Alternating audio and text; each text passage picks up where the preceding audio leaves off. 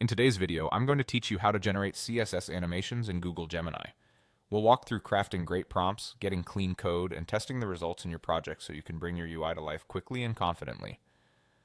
First, open Google Gemini in your browser. Make sure you're in a fresh chat so your request is clear and the model focuses on your animation task. If you already have a design in mind, keep your file or mockup open so you can reference exact class names or elements. Next, enter your prompt. Start with your goal in one sentence, like create a smooth hover animation for a primary button. Then add the specifics that matter. Tell Gemini exactly which element or CSS selector you want to animate. For example, a button, a div, or a line of text.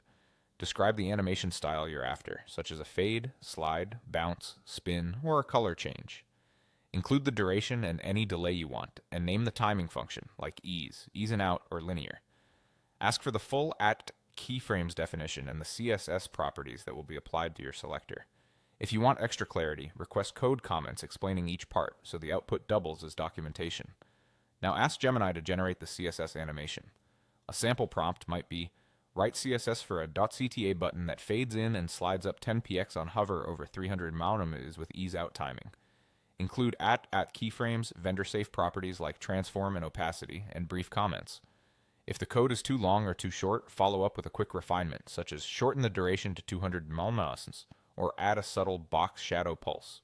When you have the CSS, bring it into your project. Paste the code into your style sheet or a style block, then apply the provided class or selector to the right element in your HTML.